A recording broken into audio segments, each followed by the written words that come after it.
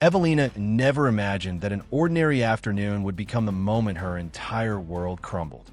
It was supposed to be just another busy day. She had just finished picking up groceries and was driving past her husband Graham's office on her way to get their daughter from school. It wasn't planned, just a coincidence. She thought, maybe I'll stop by, surprise him, say hello, bring him coffee like old times. But then, as she slowed at a red light, she saw something that made her stomach drop. There he was, her husband, the man she had built her entire life around, standing casually outside the office building. But he wasn't alone.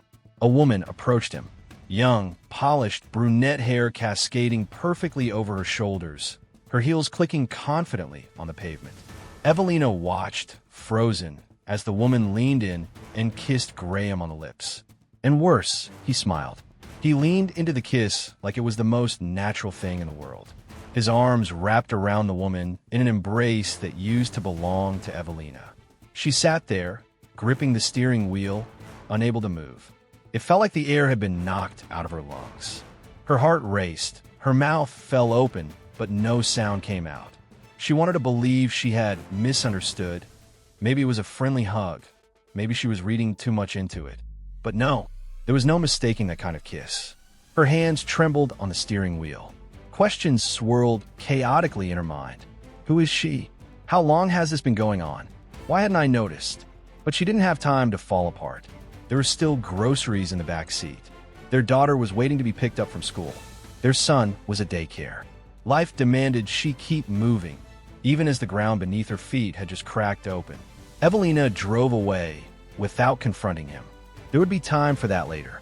Right now, she had to hold herself together. That evening, Evelina moved through her usual routine like a ghost. She bathed their son, tucked him into bed, and kissed their daughter goodnight. All the while, her mind raced, her chest aching with questions and dread. When Graham finally walked through the door around 9 p.m., she was already waiting for him in the kitchen. "Hi, love," he greeted casually, leaning in to kiss her cheek. She turned away. He paused, sensing something was wrong. "What's the matter?" he asked, setting down his briefcase. Evelina took a breath, forcing herself to stay calm, but her voice trembled. "Is there something you'd like to tell me, Graham?" He frowned. "What do you mean?" "I drove past your office today," she said, her gaze fixed on him. "I saw you outside, and I saw a woman approach you. She kissed you. You kissed her back, like it was the most normal thing in the world." For a moment, Graham said nothing.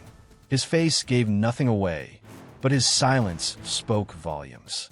Evelina's throat tightened. "Please, don't lie to me." Finally, he sighed heavily, running a hand over his face. "I don't want to talk about this right now." Her heart cracked. "Oh, but you didn't mind cheating on me, did you?" she snapped, her voice breaking. "Tell me the truth. Do you have a mistress?" Graham sighed again, as if she were an inconvenience. "Yes," he admitted quietly. "Her name is Clara. She's my colleague." The words hung heavy in the air. Evelina swallowed, tried to steady herself. "How long?" 6 months. 6 months. Half a year of lies. Tears burned in her eyes, but she refused to let them fall. "And what now?" she asked. "What happens to our family? To our children?" Graham looked uncomfortable, almost irritated. "I don't want to change anything. You, the kids, you're my family. Clara is just something else." Evelina stared at him, her heart shattering piece by piece. "Something else?" she repeated, her voice rising.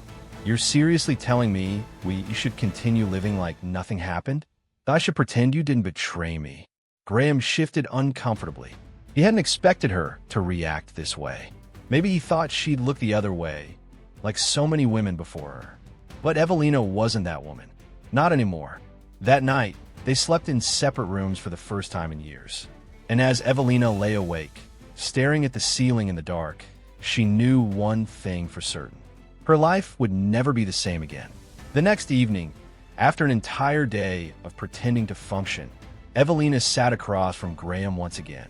She had spent the day in a haze, taking the kids to school, finishing translation work, cooking dinner, all while her mind replayed his confession over and over like a cruel, broken record. She wasn't done. She needed answers.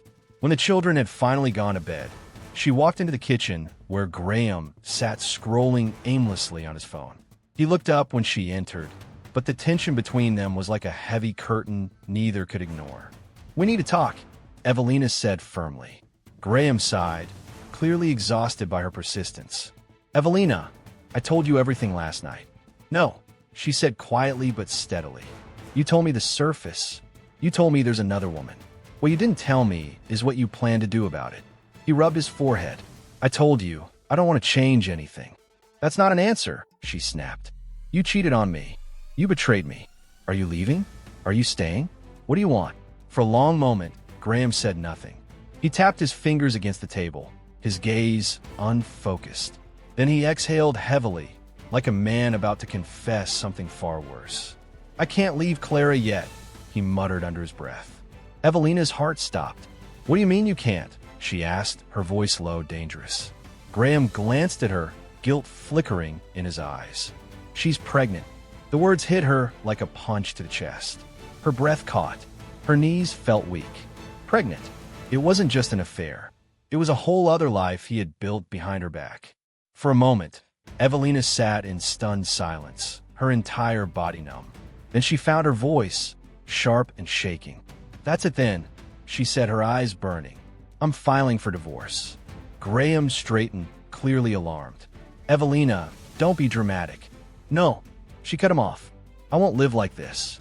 I won't share you, and I won't pretend this is normal. Our marriage is over." He leaned forward, his voice cold. "Think carefully.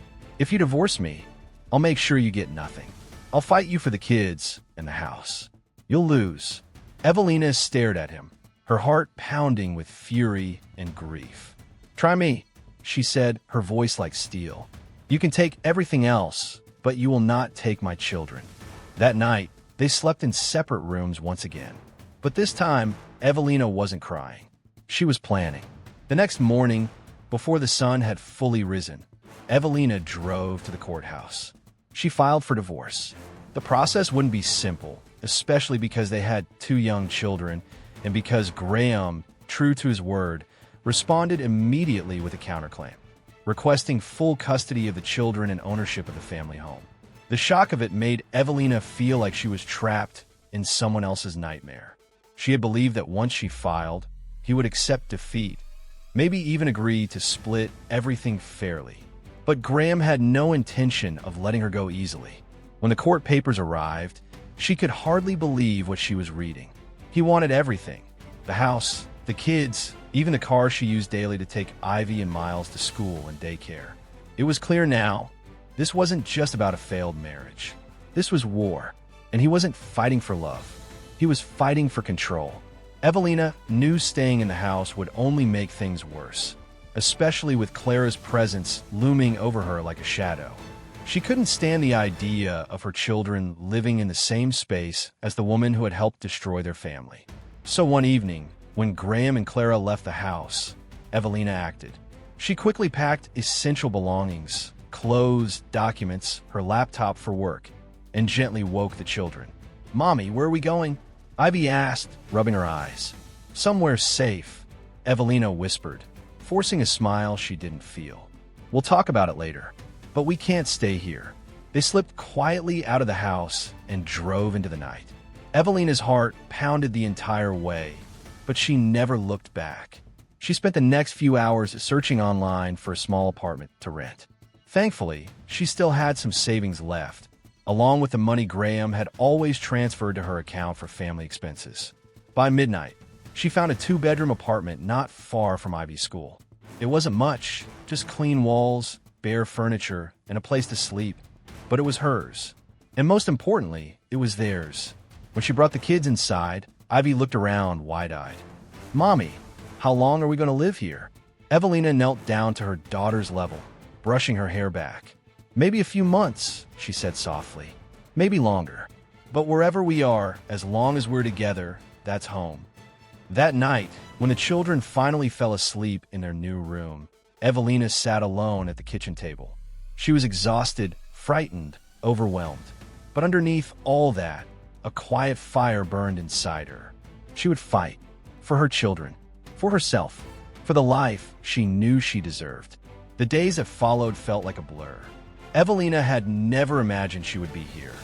A single mother in a small, rented apartment, starting over with two children who barely understood why their world had changed overnight.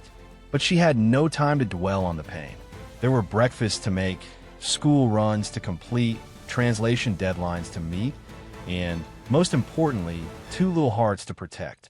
Every night, when the kids had finally fallen asleep, she stayed up late, scrolling through documents, researching family law, and reading stories of mothers who had fought for custody and won. She needed hope. She needed a plan. Her best friend, Celia, was the first person she opened up to about everything. Celia listened patiently, her eyes wide with disbelief, as Evelina recounted how Graham had brought his pregnant mistress into their home like it was nothing.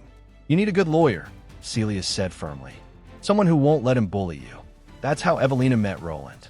When they sat across from each other at the cafe that first afternoon, Evelina was nervous and hesitant. Roland, however, was calm, professional, and attentive. He listened without interrupting as she poured out the entire story. The affair, the threats, the custody battle looming ahead. By the time she finished, Evelina's eyes were glistening with unshed tears, but her voice was steady. "I don't want his money," she said quietly. "I don't want revenge. I just want to keep my children safe." Roland nodded, flipping his notebook closed. "You come to the right place. I don't lose cases like this." For the first time in weeks, Evelina felt a flicker of hope. She wasn't alone in this fight anymore. But the battle was far from over. One afternoon, barely a week after Evelina had filed the countersuit, the knock on her apartment door made her stomach drop. It was Ivy, excitedly peeking through the window, who announced, "Mommy, Daddy's here." Evelina's heart twisted as she opened the door, only to see not just Graham, but Clara standing beside him, her hand resting possessively on her rounded belly. Without waiting for an invitation, Graham walked inside as if nothing had changed. Clara followed, casting her eyes around the modest apartment with thinly veiled disdain. "What are you doing here?"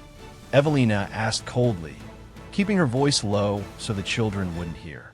Graham's expression was calm, almost smug. "We're here to talk about the children and the house." But Clara couldn't hold back. "You know," she said lazily, inspecting her nails, "soon I'll be living in that house instead of you. It's only a matter of time." Evelina's stomach churned. She clenched her fists to keep from shaking. "Is that what you think?" she asked sharply. "That you can walk in and replace me?" Clara smirked. "It's not what I think. It's what's going to happen." Evelina turned to Graham, desperate for a shred of decency. "Tell me this isn't true." But Graham's eyes were cold. "I warned you," he said. "You didn't listen. You filed for divorce, so now I'm filing for custody and taking the house. You can fight, but you won't win." The room spun for a moment. Evelina wanted to scream, to throw them both out, but her children were in the next room, listening. Instead, she drew herself up tall. "Try," she said quietly but fiercely. "Try to take my children. I dare you." When Graham and Clara finally left, Evelina collapsed onto the couch, her hands trembling. Ivy peeked out from her room, sensing something was wrong. "Mommy, why doesn't Daddy live with us anymore?" she asked softly. Evelina's heart broke all over again. She gathered her daughter into her arms, stroking her hair. "Sweetheart," she said gently, "sometimes moms and dads have problems they can't fix. But no matter what happens, I will always be here for you and Miles."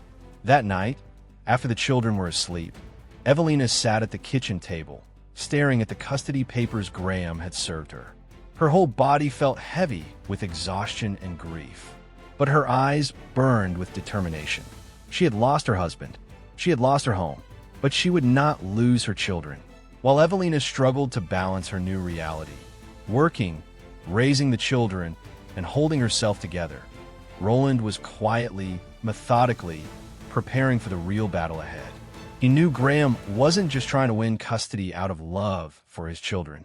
No, it was about power, ego, and control. And Roland had seen men like Graham before. Confident, calculating, convinced they could bend the system to their will. But Roland also knew something else. People like Graham always made mistakes. He began digging. Using contacts from his years as a lawyer, Roland reached out to an old acquaintance, Hugh. a manager at the IT company where Graham worked. They met one evening at a quiet bar, and after some small talk, Roland casually steered the conversation toward Graham. Hugh's expression darkened immediately. That guy, he scoffed. Ever since he got mixed up with that Clara woman, he's been a nightmare. Thinks he's untouchable. Roland listened carefully as Hugh went on. There were rumors swirling around the company. Whispers of someone leaking sensitive data to a competitor. No proof, no name, but a lot of suspicion. And you think it's Graham? Roland asked quietly. Hugh shrugged. Let's just say, I wouldn't be surprised. That night, Roland returned to his office with a gut feeling stronger than ever. Graham had crossed more lines than Evelina knew. If he could prove it, everything would change. 2 weeks later, the first court hearing arrived. Evelina stood outside the courthouse, her heart pounding in her chest. She glanced down at the small, trembling hands holding hers, her children. The thought of losing them, of being forced to send them away with a man who had already abandoned them emotionally, filled her with dread. Roland met her at the courthouse steps, calm and composed as always. You ready? He asked. Evelina swallowed hard. I don't know. Roland gave her a reassuring nod. You're a good mother. That's all the court needs to see. Inside, the courtroom was cold and clinical. Graham arrived, alone this time. No Clara, no smug smile. He barely looked at Evelina. The hearing began. Roland presented Evelina's case meticulously. He spoke of her daily care of the children, the school runs, the homework, the late-night fevers, the scraped knees. He highlighted her stable work, her ability to provide a nurturing environment, her deep bond with her children. Graham's lawyer, on the other hand, focused on money. They argued that Graham earned more, that he could provide better financially, that Evelina's income was too small to support the children. But when the judge questioned Graham about his involvement in his children's daily lives, his answers were vague, hollow. The judge glanced between the two of them. Evelina, quietly wiping a tear from her eye, and Graham, shifting uncomfortably in his chair. By the end of the session, the decision was clear. The children would stay with their mother. Graham was granted visitation rights, but only with prior arrangement and under clear conditions. When Evelina heard the verdict, she felt her knees weaken with relief. She fought to keep her composure as the judge closed the session. Outside the courthouse, Roland turned to her, offering a rare smile. We won the first battle, he said quietly. But the war isn't over. Evelina nodded, her throat tightening. For the first time in months, she allowed herself a breath of hope. But deep down, she knew Graham wouldn't give up easily, and neither would she. While Evelina was busy stitching the pieces of her life back together, Graham's carefully crafted world was quietly falling apart at the seams. On the surface, he still wore the mask of success, a sharp suit, an expensive watch, and the practiced smile of a man who had everything under control. But behind that polished exterior, cracks were spreading faster than he could hide. At home, the tension with Clara had become unbearable. What once had been an exciting, forbidden affair had soured into daily arguments and cold silences. Clara's pregnancy, which he had initially used to manipulate Evelina, was now an unavoidable reality pressing down on him. Clara complained constantly about the house, about money, about Evelina's children still living in her future home. She wanted more, a bigger house, a new car, a life that Graham was struggling to maintain. But worse than the chaos at home was what was happening at work. The corporate corridors, once a place where Graham walked confidently, had grown colder toward him. People whispered when he passed by. Conversations fell silent when he entered a room. His superiors began to watch him more closely, and the friendly smiles from colleagues became stiff nods or avoided glances. It had started small. A missing file, a project strategy leaked to a competitor before it launched. Rumors that someone was feeding information to the other side. Graham thought he was untouchable. He told himself he was too clever to get caught, that no one could ever trace the leaks back to him. But the pressure was building. His boss had begun calling him in for frequent, uncomfortable meetings. Your numbers are slipping, they said. Your team's performance isn't what it used to be. They never mentioned the data leaks, but the implication hung heavy in the air. And Clara wasn't making things easier. She didn't care about the whispers at work. She cared about the money, the promises, the fantasy life he had painted for her when she was nothing more than a side project. Now that side project was demanding everything.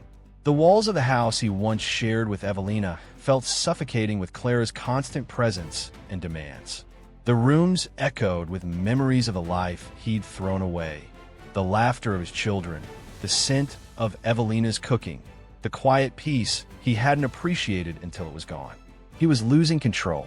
The more Graham tried to keep everything afloat, the more it slipped through his fingers like sand. Clara's nagging grated on his nerves. His boss's questions grew sharper. His colleagues' trust had evaporated. And all the while, Evelina had slipped out from under his thumb, building a new life, fighting back, winning. That realization stung more than anything. For a man like Graham, losing control was worse than losing everything. And soon, he would lose both. He just didn't know it yet. As the custody battle settled, at least temporarily, Roland turned his focus to the next war, the division of property. Graham had filed for full ownership of the house and both cars, arguing that since he was the primary breadwinner, everything belonged to him. It was another attempt to control, to strip Evelina of everything she had built. But Roland was ready. He began gathering every document, every receipt, every piece of evidence that showed Evelina's contribution to their family's well-being. He collected proof of her part-time income, her care for the children, her sacrifices over the years. And he prepared a secret weapon. Helena, the young secretary at Graham's company who had witnessed far more than anyone realized. Convincing Helena to testify wasn't easy. She was hesitant, afraid of losing her job, afraid of Graham's retaliation. But eventually, she agreed. She had seen enough. 2 days before the court hearing, Roland met with Evelina in a small cafe, the weight of everything hanging heavily between them. "You need to be prepared," Roland told her quietly. "This hearing won't be easy. Graham won't back down." Evelina nodded, her eyes tired but determined. "I don't care about the house," she said softly. "I just want this to be over. For me, for the kids." Roland glanced at her for a long moment. "You deserve more than survival, Evelina," he said. "You deserve peace." The day of the property hearing arrived, and the tension in the courtroom was palpable. Graham sat beside his lawyer, smug and composed. Clara was there too, her rounded belly prominent as she whispered something into Graham's ear and smirked at Evelina from across the room. Evelina sat quietly next to Roland, her heart pounding in her chest, but her face calm. The judge reviewed the case, the house, the cars, the finances. Graham's lawyer argued, predictably, that Graham had purchased everything, that Evelina had no financial claim to the property.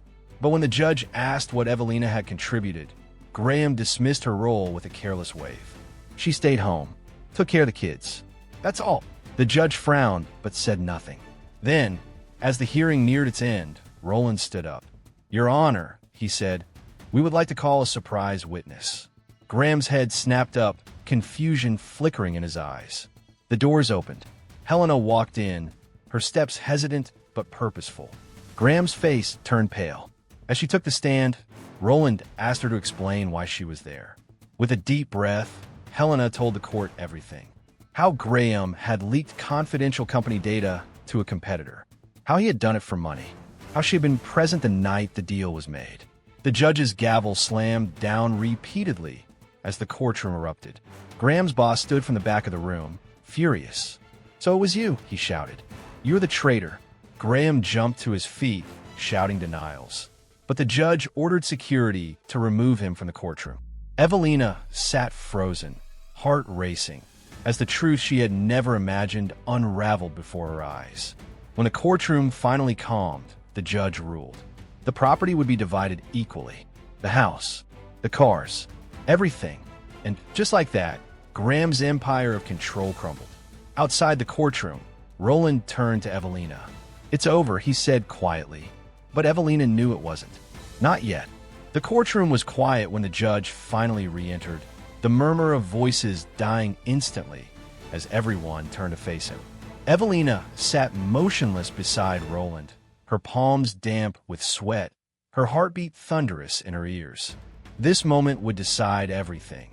Not only the house, the cars, the division of property, but also the balance of power that Graham had tried to hold over her for so long. The judge's voice was calm, but firm as he announced the verdict. After reviewing the evidence and the testimonies presented, he began, "This court finds that all jointly acquired property during the marriage shall be divided equally." Evelina closed her eyes, a wave of relief washing over her. The judge continued, listing the division. Half of the house's value would go to Evelina. The car she had been using would legally be hers. The other car would remain with Graham. The courtroom was still, but Evelina could feel the shift in energy. Graham was silent. Clara's smug expression had vanished.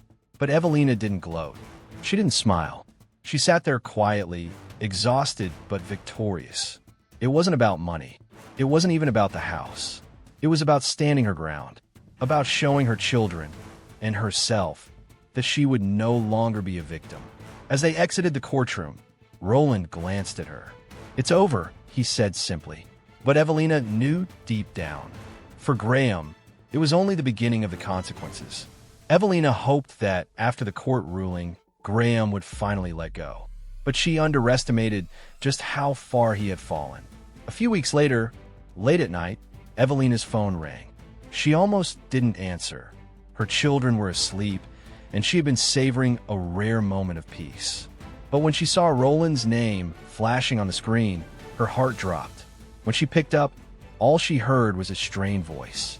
"Evelina, call 911. 231 Willowbrook Lane. Apartment 4B. The call disconnected. Her blood ran cold. Panic surged through her veins as she tried calling him back, but there was no answer. Her first instinct was to rush to him, but her children were sleeping. She couldn't leave them alone, so she did the only thing she could. She called for an ambulance. The minutes stretched endlessly as she paced her apartment, dread churning in her stomach. She kept glancing at the clock, willing morning to come faster. At first light, after dropping the kids at school and daycare, she drove to the address Roland had given her. She knocked frantically on the apartment door, calling his name, but there was no response. A neighbor peeked out and told her that an ambulance had taken him away during the night. Her heart sank. Later that day, her phone finally rang. It was Roland, his voice weak but alive. "I'm okay," he said. "I'm in hospital." Evelina's relief was overwhelming, but it quickly turned to horror as he explained what had happened. He had been attacked in the stairwell of his building, beaten by two men. One of them was Graham. "Why?" Evelina asked, her voice trembling. Roland's answer was simple, devastating. He said, if it weren't for me, he'd still have his job. The weight of those words settled heavily in Evelina's chest. Her ex-husband, the man she once trusted, had crossed a line she hadn't believed he would ever cross. He hadn't just destroyed their marriage. He had become dangerous. The hospital room smelled faintly of antiseptic and fresh flowers, the ones Evelina brought every few days. It wasn't much, but she hoped the bright colors might soften the sterile walls, might bring a little light to Roland's long, quiet recovery. For weeks now, visiting Roland had become part of her daily rhythm. Every morning, after dropping Ivy at school and Miles at daycare, she stopped by the hospital. Sometimes she stayed for hours, sometimes only for a few minutes when her workload pressed in. But she always came, not out of obligation, not even because he had once been her lawyer, but because she couldn't bear the thought of him lying there alone. That day, she arrived just before noon, carrying a bag of fresh fruit and a homemade soup. Simple things she knew he would appreciate far more than the tasteless hospital food. When she stepped inside, Roland was sitting up, his bruises still visible but fading, the bandages on his arm freshly changed. He glanced up when he saw her, and for the first time in days smiled. "You're back," he said quietly. "Of course I am," Evelina replied, placing the bag on the table. "You thought I'd leave you here to rot." He gave a small laugh, but winced immediately, his hand instinctively pressing against his ribs. "Careful," she murmured, moving to adjust his pillow. "You're not fully healed yet." They sat in silence for a while, the hum of machines in the background, the weight of everything that had happened hanging heavily between them. Finally, Roland broke the quiet. "Evelina," his voice was softer this time, hesitant. "Does it bother you that the father of your children might go to prison because of me?" She didn't answer immediately. Instead, she stared out the small window beside his bed, watching as thin streaks of sunlight struggled to break through the gray clouds. "It bothers me," she admitted eventually, "but not in the way you think." Roland's gaze stayed on her, waiting. "I don't care about Graham anymore," Evelina continued, her voice measured but filled with sadness. "Not the man he is now, not after everything he's done, but I care about Ivy and Miles. I care about what this will do to them, how they'll one day have to face the fact that their father hurt someone, hurt you, because he couldn't stand losing control." Her throat tightened as she spoke, but she pushed through it. "I never wanted this war," she whispered. "I just wanted peace." Roland nodded slowly, understanding. "I can withdraw the report," he offered quietly, "if you want me to." Evelina shook her head. "No," she said gently but firmly. "Not yet. First, I need to see him. I need to hear what he has to say, and I need to make peace with it. Not for him, but for me." She stood, gathering the empty containers and folding the napkins neatly. "I've spent too many nights wondering what I did wrong," she added softly. "I think I'm finally ready to stop wondering." Before she left, Roland reached out, his hand brushing lightly against hers. "You're stronger than you know, Evelina." She offered him a small, tired smile. "Maybe," she replied, "but it's taken me losing everything to find that strength." As she walked out of the hospital room, the weight on her shoulders felt lighter than it had in months. She wasn't walking away from Roland. She was walking toward the end of a long, bitter chapter and the beginning of something new. 2 days later, Evelina stood outside the house that used to be her home. It felt strange to be back. The place looked smaller, colder. The garden she once tended was overgrown. The curtains she had carefully chosen years ago were drawn shut. The house felt like a ghost of the life she had left behind. She took a deep breath and knocked. It was Graham who opened the door, holding a small baby in his arms. He looked nothing like the man she once married. His eyes were sunken, his shoulders slumped. He looked thinner, older, worn down by choices he couldn't undo. "I knew you'd come," he said quietly. Evelina stepped inside without a word, her eyes immediately drawn to the baby, a tiny, delicate boy with big, curious eyes. "His name is Calvin," Graham said softly, following her gaze. "Claire is in the hospital. Pneumonia. Depression. It's been hard." There was no trace of arrogance in his voice, only exhaustion. They sat down at the old kitchen table, the same one where years ago they had dreamed of building a family together. "I didn't come here to fight," Evelina said gently. "I came to end this." Graham nodded, rocking the baby absent-mindedly. "I want to give you half the house's value," he said suddenly, his voice cracking. "You and the kids need it more than I do. I can't take it from you." Evelina studied him carefully. This wasn't the man who had threatened her in court, who had tried to take everything from her. This was a man who had finally realized how much he had lost. "I'll accept," she replied quietly, "but only on one condition." Graham glanced up, wary. "What?" "You'll see the kids. You'll be a father to them, not out of guilt, but because they still need you." For a moment, Graham said nothing. Then he nodded, his throat tightening. "I will." As she stood to leave, he stopped her one last time. "And Evelina," he hesitated, then said, "I'm sorry." She met his gaze, her voice soft but steady. "I know." And with that, she walked away, not just from the house, but from the weight of everything that had come before. Life slowly began to settle into a new rhythm. The money from the house allowed Evelina to buy a cozy, sunlit apartment close to Ivy's school and Miles's daycare. It wasn't grand, but it was theirs, a space filled with laughter, books, the smell of fresh-baked cookies, and the quiet joy of stability. But the biggest change wasn't the apartment. It was Roland. What had started as legal strategy meetings and guarded conversations in courtrooms had transformed into long walks, late-night phone calls, quiet dinners, and a growing, undeniable bond.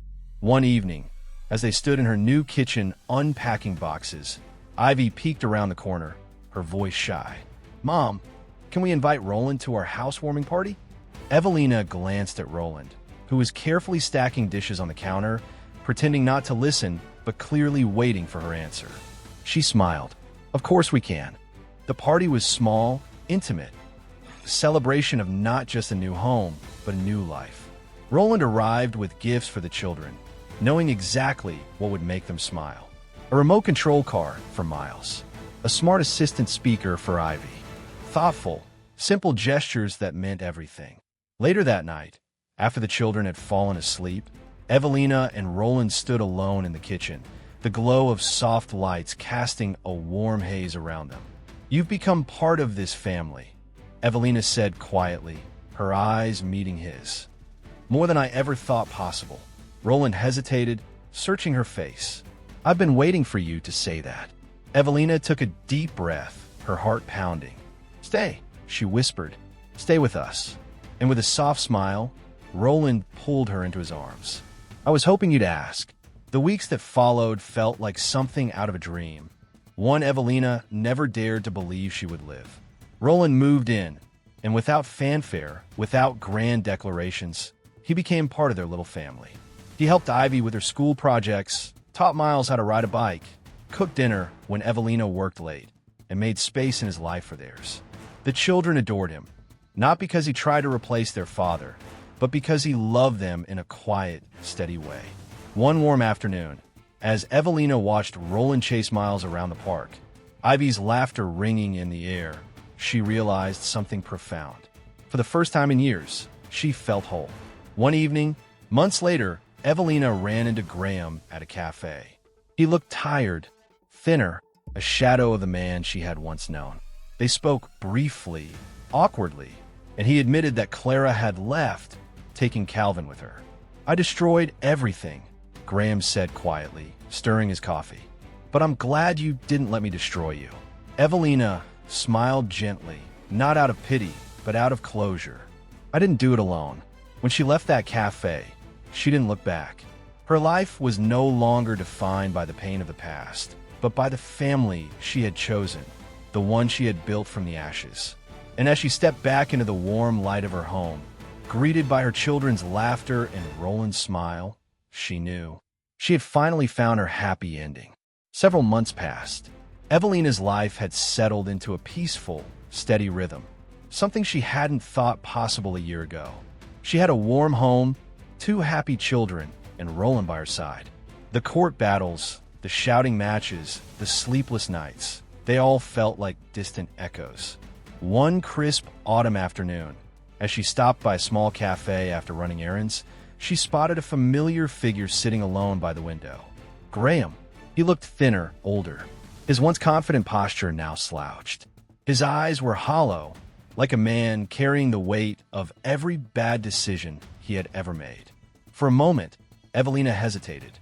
Then she walked over. He glanced up, surprised but not displeased.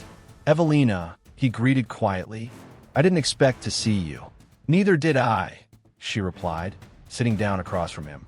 They spoke awkwardly at first, about the weather, the kids, the mundane things you say to someone you used to know everything about, but now barely recognize. Then Graham sighed heavily, staring into his coffee. "Clara left," he admitted. "She took Calvin and moved to another city. Said I wasn't the man she thought I was." Evelina wasn't surprised. "I lost everything," he continued. "The house, my job, my reputation. I know I have no right to ask, but I wanted to see you one last time. To say I'm sorry.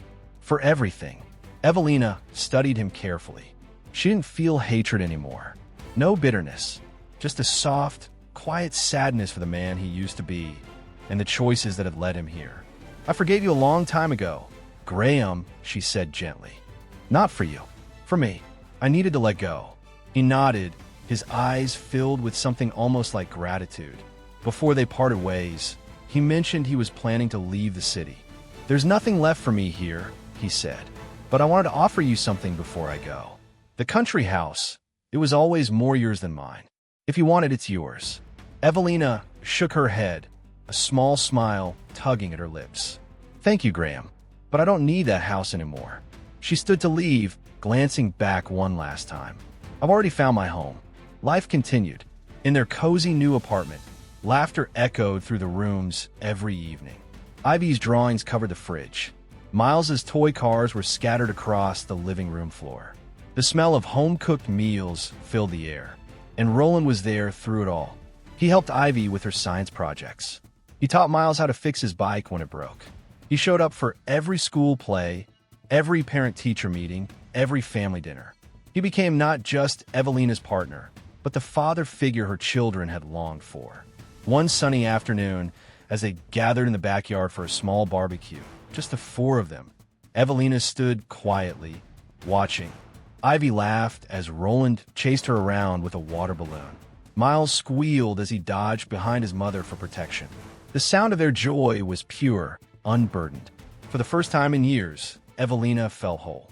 Later that night, after the children were asleep, she and Roland sat on the balcony, sipping tea beneath the soft glow of string lights. You know, Evelina said, her voice soft, a year ago, I thought my life was over. I thought I would never feel safe, or loved, or happy again. Roland reached over, lacing his fingers through hers. And now, she smiled, turning to look at him. Now, I know that sometimes life has to fall apart, so it can be rebuilt into something even better. He squeezed her hand gently. You deserve every bit of this, Evelina. So did he. And as they sat there, surrounded by the quiet hum of the night and the steady rhythm of their children's breathing inside, Evelina knew. The storms of the past were finally behind her. Her story wasn't one of loss anymore. It was one of survival, of resilience, and of love found when she least expected it, but when she needed it most.